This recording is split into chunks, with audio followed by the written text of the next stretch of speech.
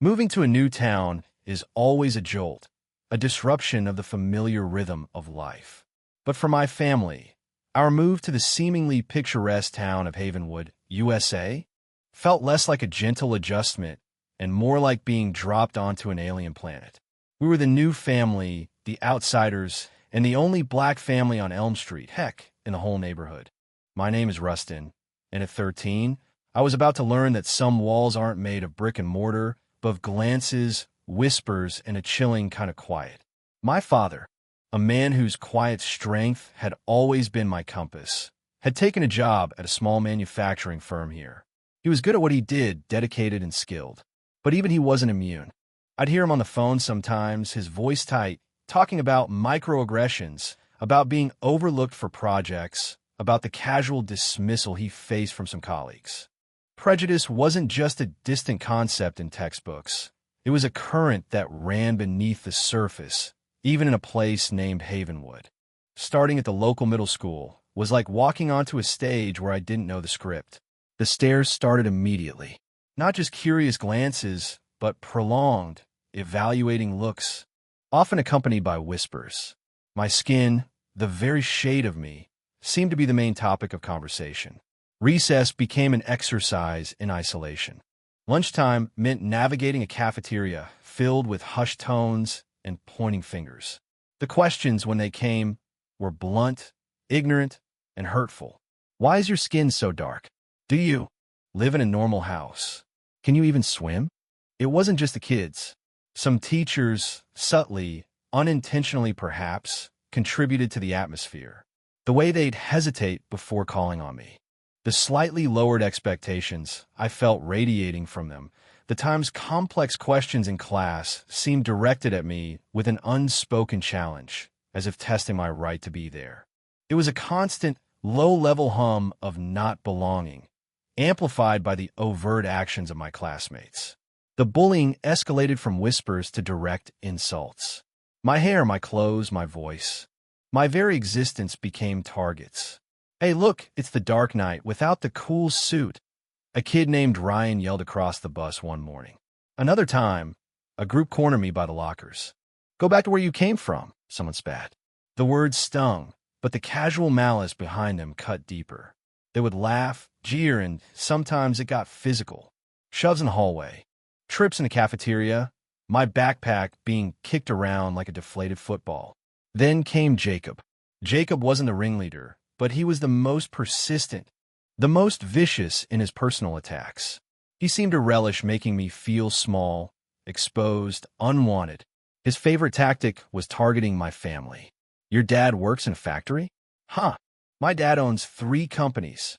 Guess what happens when you're, The implication hung in the air, heavy and ugly.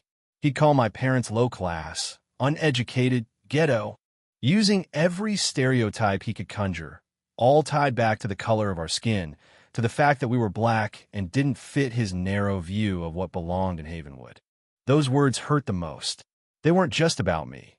They were an assault on the people I loved, the people who had sacrificed everything for our family. The constant barrage chipped away at me. The stares, the whispers, the insults, the physical harassment. It was like carrying a heavy, invisible weight. My grades, usually a source of pride for my parents, began to slip. I lost my appetite, my energy.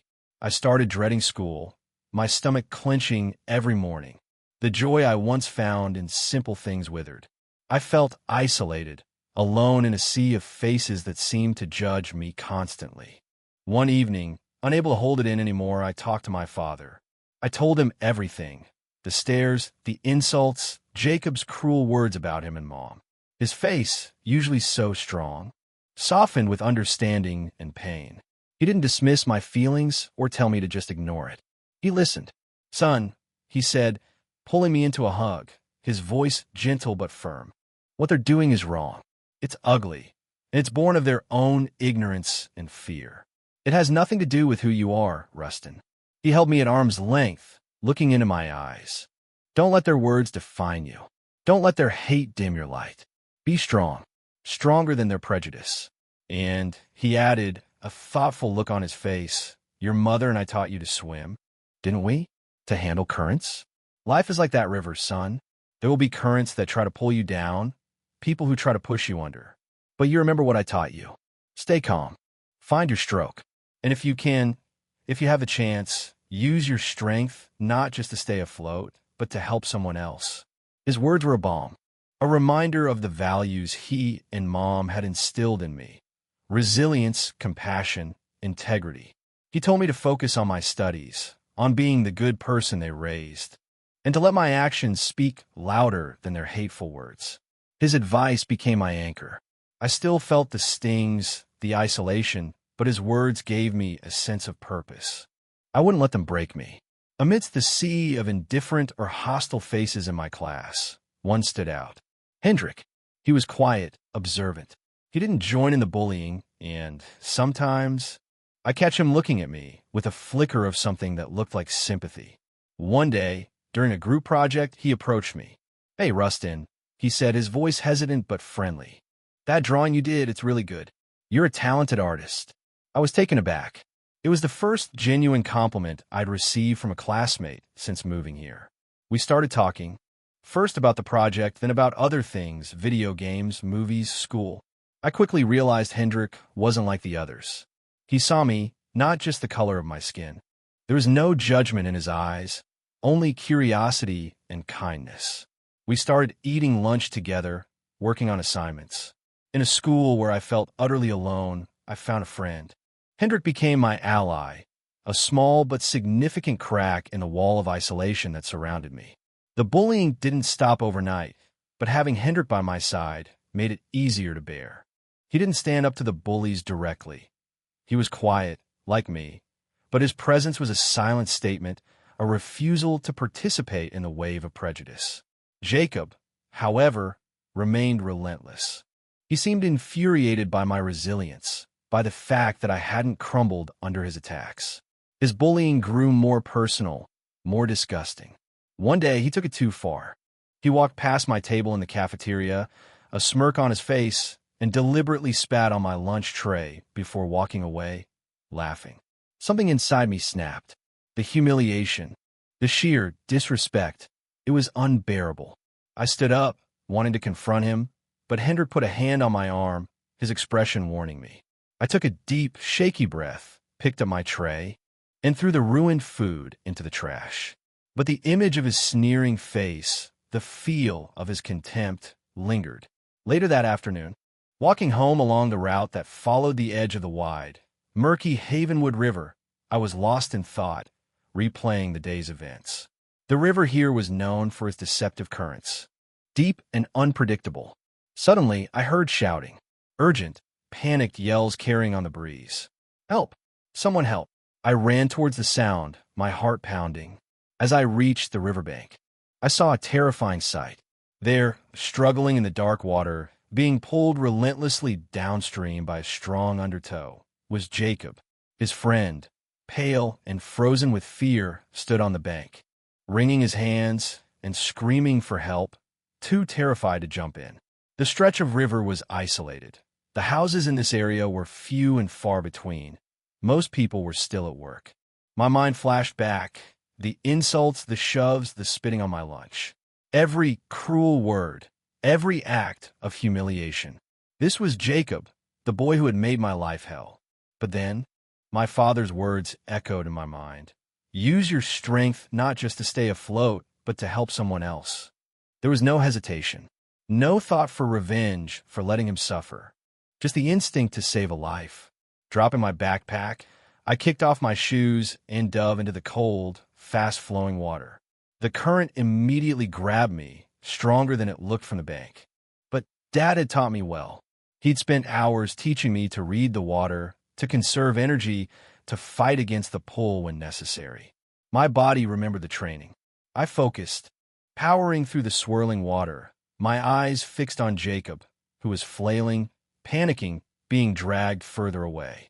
In what felt like an eternity, but was probably only seconds, I reached him. He was sputtering, terrified. I grabbed his arm, his skin cold and slick under the water. "Jacob, grab my arm. Don't fight me," I yelled over the roar of the river. He clung to me desperately. I started pulling him, trying to angle us towards the bank, away from the strongest part of the undertow. Just as I thought we were clearing the worst of it, the current shifted, a powerful eddy grabbing both of us, pulling us back towards the center of the river. Panic flared, sharp and cold. We were losing ground. Remembering another lesson from Dad, if you can't fight the current directly, use it. I changed tactics. Tugging hard on Jacob, I angled my body, using the edge of the current to propel us diagonally towards the bank. It was exhausting, every stroke a desperate battle against the relentless pull. My lungs burned, my muscles screamed, but I held on, picturing my father's calm face, feeling Sarah's supportive hand on my arm, seeing Hendrik's friendly smile. I wasn't just swimming for myself. I was swimming for them, for my parents, for every person who had ever been made to feel less than.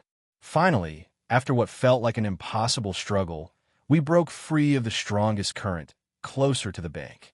We were both spent, gasping for air. Just then, a car stopped on the road above. A man, seeing the commotion, jumped out and ran down. Without a second thought, he waded into the shallower water near the edge and helped pull our exhausted bodies onto the muddy bank. We lay there, coughing and shivering, the adrenaline slowly draining away. Jacob, pale and shaken, was barely conscious. The man who helped us called for emergency services. Jacob was taken to the hospital, treated for hypothermia and shock. Later that evening, still weak but recovering, he did something that surprised everyone. He told the hospital staff, and later the principal who came to visit, exactly what had happened.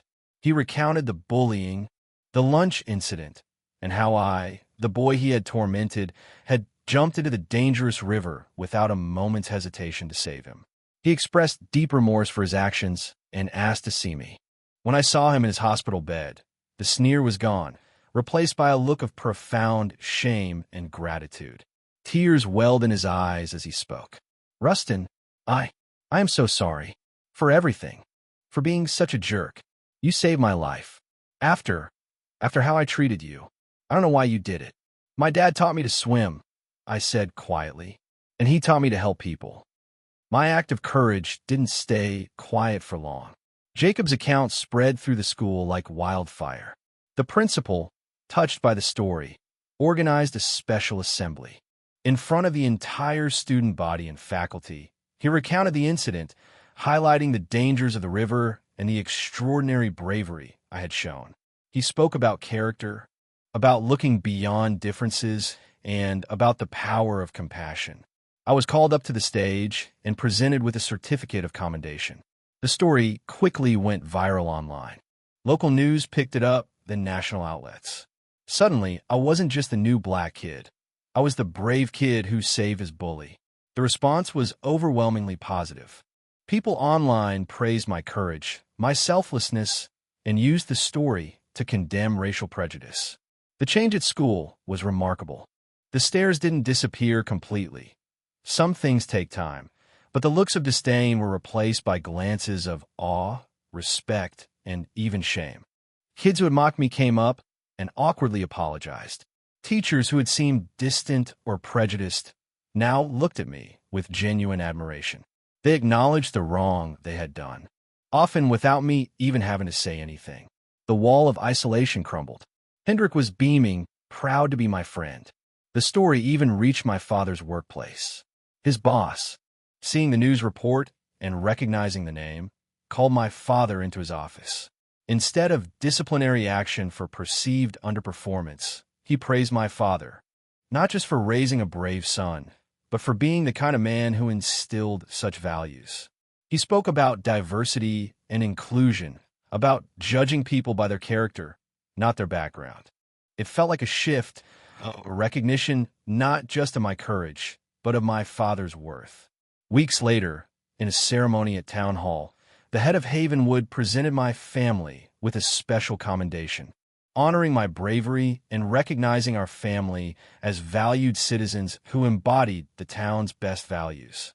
Standing there with my father and mother, receiving that award, surrounded by people who now looked at us with genuine affection and respect, felt like a victory far greater than any personal gain. The incident with Jacob born from a moment of danger and a lifetime of navigating prejudice, had unexpected ripples. It didn't erase racism, not in Havenwood or anywhere else, but it cracked the surface. It showed that judging others based on stereotypes is not only cruel, but can blind you to the inherent goodness and courage within a person. I returned to school, no longer the isolated outsider. I had friends, respect, and a sense of belonging.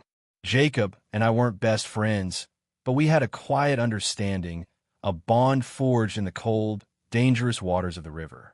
He stopped bullying others and became more thoughtful.